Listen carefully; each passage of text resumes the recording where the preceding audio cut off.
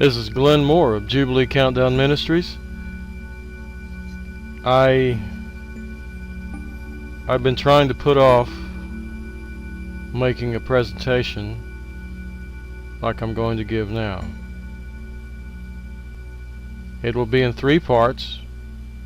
It is called The Occult Freemasonic Origins of the Seventh-day Adventist Church. The reason I said that I would like to put this off is because, well, I'm a former Seventh-day Adventist myself. When I was a child, I asked my Baptist minister about some issues from the Bible, and, well, he just didn't give a good enough answer, and I found that the Adventist had given a better answer. And because I was a truth seeker then, as I am now, I became a Seventh-day Adventist. And I was a Seventh-day Adventist for over about 20 years, from about 1980 to 2001. Now let me just come right out and say right here and now that I'm not here to condemn. I'm not here to say that everything the Adventists are doing is wrong, or their teachings. Believe it or not, they have a lot of fine teachings that are biblical. There are other teachings which I believe are in error. However, it would be very difficult to cover all these issues in a brief presentation.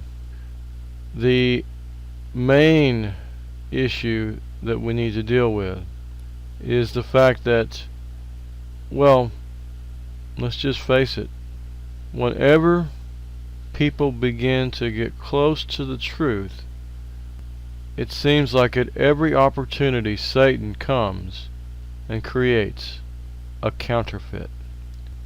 In Daniel chapter 2, the prophet Daniel told Nebuchadnezzar that he was the head of gold, but that his nation would soon fall and be replaced by others, until the kingdom of Yahweh is set up, an everlasting kingdom.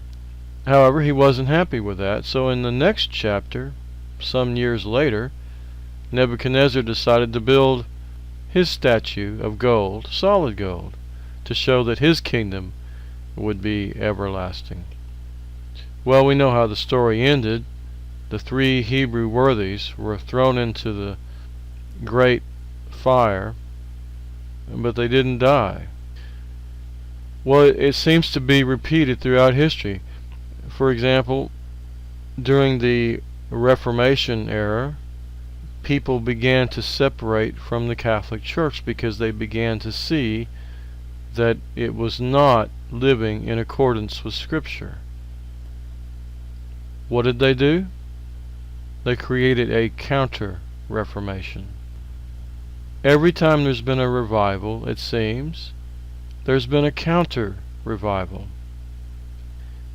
Throughout the United States, in the 1700s and early 1800s, there was a spirit of revival.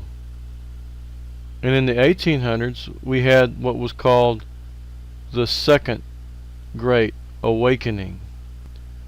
Now, there were many different denominations involved with this Great Awakening, but basically it amounted to people attending camp meetings and listening to preachers to bring them messages of revival and restoration. Methodist, Presbyterian, Baptist, and on and on and on. Among them were Church of Christ, Christian Church, and the Mormons, the Church of Jesus Christ of Latter-day Saints. Well, there was also one more group that came out of that revival era, the Seventh-day Adventist Church.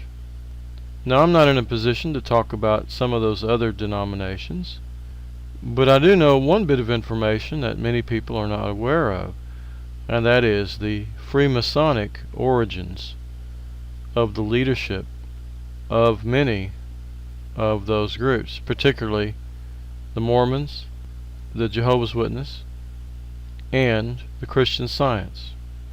But me, as a Seventh-day Adventist for so many years, I didn't even realize. But yes, even Adventism has origins that are based upon Freemasonry.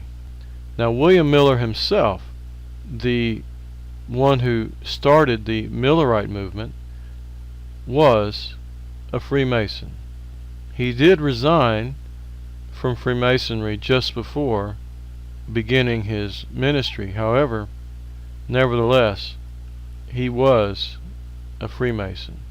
Okay, and some people say, well, that's fine, but the Adventists are a different group. Yes, they're a different group, but they came out of the same group. Amazingly, many of the founding fathers of the Seventh-day Adventist Church were, well, it would seem, Freemasons and members of other secret societies. And do you mean including Ellen White? Well, yes, including Ellen White. Now, I'm going to present some things here. It's going to be very difficult for Adventists to take in. I'm going to ask them to bear with me through parts 1 and 2 as we go through the information. There are other people who are on the internet that are also publishing similar information. I don't necessarily agree with all of what they believe. In part 3, I'm going to tie it all together, and I'm going to try, hopefully, to help you see the false from the true, because even though Adventism is full of errors, it also has some interesting truths, and surprisingly, it has some errors that are exactly flipped, the opposite of the truth. Well, this is something that a lot of people don't understand about these secret societies. In order to deceive people, not only do they try to get very close to the truth in certain areas, but other areas they try to flip the truth so that it's the exact 180-degree polar opposite of what the true teaching should be based on Scripture.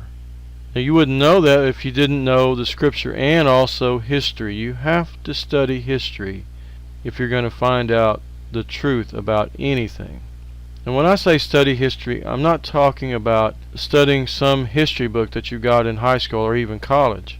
I'm talking about doing historical research to find out what the truth of the matter really is.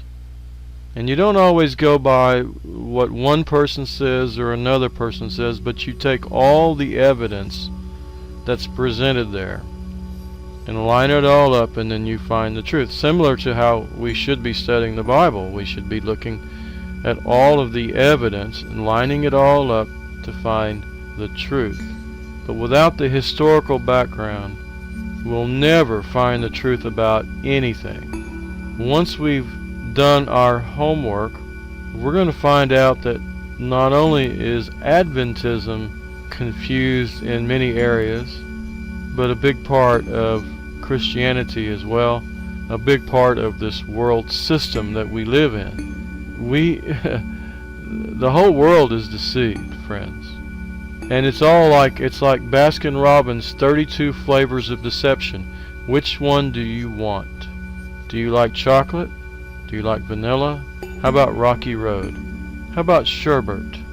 That is what we're seeing in denominationalism, including Adventism, including Jehovah's Witness, including all these other different groups, and Catholicism, of course, the main one. I'm going to begin the presentation. Look at it. You decide for yourself what the truth is. Part 1, Part 2. Look at it all. I don't know if you're an Adventist or not. It doesn't really matter. I'm asking you to suspend your judgment until we get to Part 3. Can you do that? Okay, here we go.